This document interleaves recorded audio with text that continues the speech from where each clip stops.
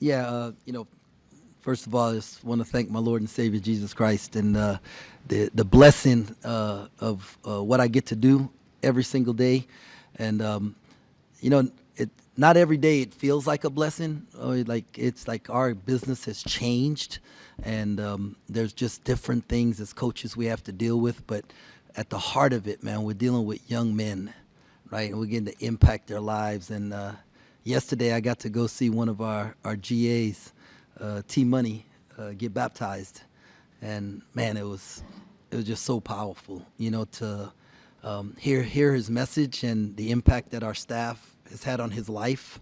Man, it just lets you know, like you're doing it for this is why you do it, right? Not the wins and the losses on the scoreboard, but the wins in life and the things that matter for eternity. So, just really, really blessed. Tonight, we worked on a couple things the last few days, and I thought we executed those things, there. And so we have a building block to move forward from. And so I'm excited about that. Was very, very pleased with the execution of the things that we worked on. Tell me about Ugo and just what makes him special.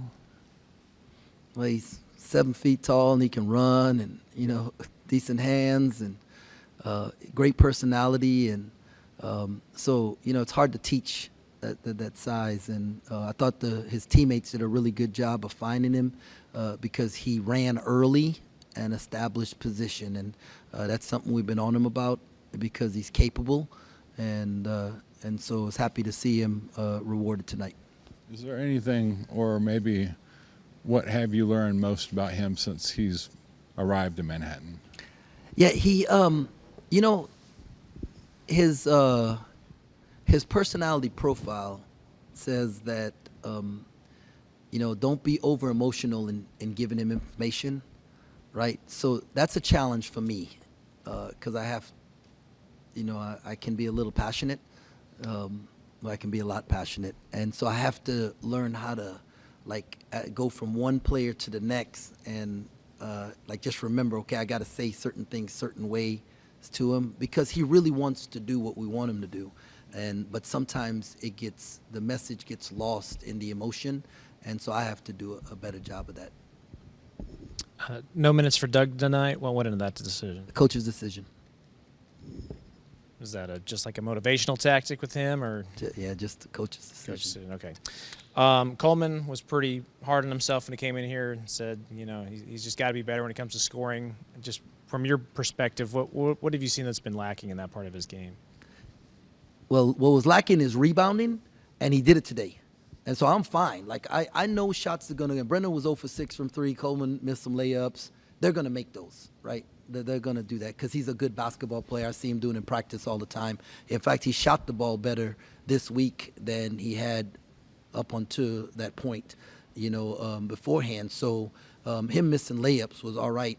Not all right, but it didn't bother me because he got us 13 rebounds and 7 of them were offensive rebounds, and he hadn't done that all year long. So it's been a point of emphasis, and so he's going to be all right. He's going to be all right there. He still got assists for us. He still made good plays. He had more deflections than anybody else, So I'm okay with it. I'm glad he cares. And the crazy thing about it, man, he does he really, really cares, and he's really, really intelligent. So he's going to keep working to figure the thing out, but he's going to make shots. One more with Ugo.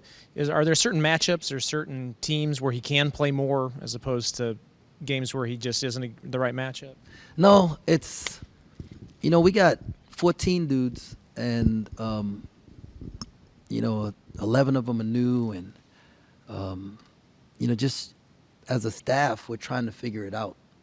I don't know. I don't know who the 5 guys that play the best together are yet. I think I do, but it didn't pan out tonight. So we're still trying to figure it out. And so sometimes I just, okay, well, I got to play this guy more just to see what he can do, what he can really do in this environment. Or I got to, maybe not play this guy so somebody else can play, and it's not that somebody did something wrong or anything like that. We're just really just trying to figure it out, and it's going to take us a little while. But none of that matters if we don't have the staples, right? The meat and potatoes, the transition defense, so that they have to play as 5-on-5, limit them to one shot, boxing out and defensive rebounding, and then getting a second chance shots on the other end. None of the other stuff matters if we don't do those things. So that's what I got to get everybody to buy into, and then we can figure out the other stuff. You mentioned transition defense and only 2 fast break points today for Mississippi Valley State. Were you encouraged by what you saw in terms of transition defense? Yeah, very much so. Very much so. And it was off a turnover, and it was like we turned it over and then stole it back, and then we turned it over again. It was that stretch where we had 4 turnovers in 5 minutes, because we only had 2 turnovers in the second half. And so, yeah, I was very encouraged because you could see the guys' effort to get from offense back to defense. And, it's just what we've worked on, and it translated. And we just have to keep building on it. Pretty early in the second half, you guys went on a pretty big run on offense, and you started finding some shots that were going in. What changed from, I guess, the first half to that beginning stretch of the second half to allow you guys to make those shots?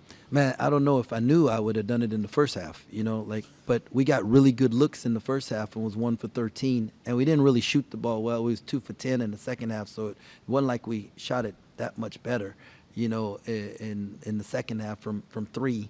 I do know that, we spent more than half of practice this past week with a bubble on the rim, and, that might have played a little part in it. So, but we improved in the areas we needed to improve, and I know that we can make shots.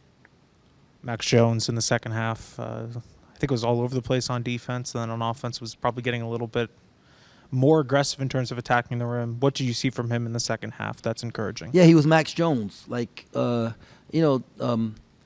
say this all the time. For every 1,000 men who can handle adversity, there's only one who can handle success.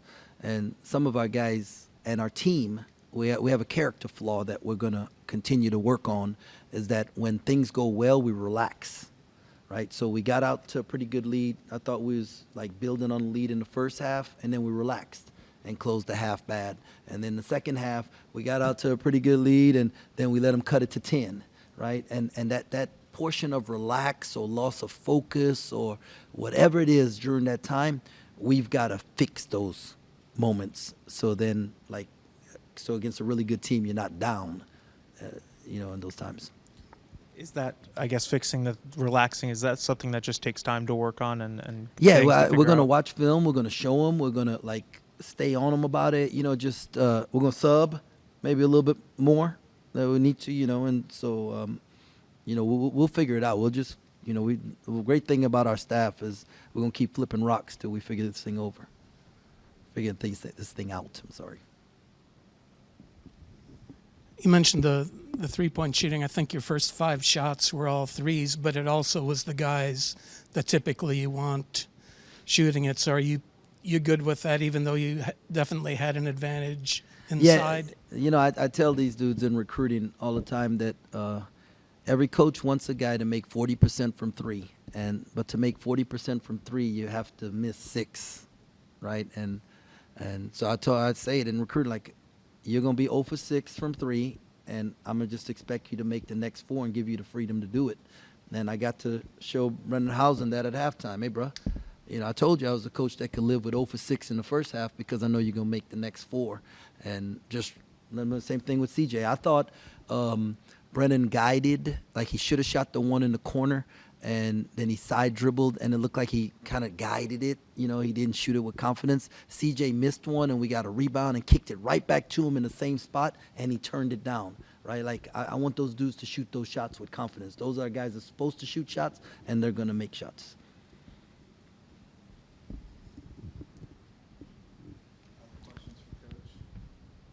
Thank you, guys. Hey, go Cats.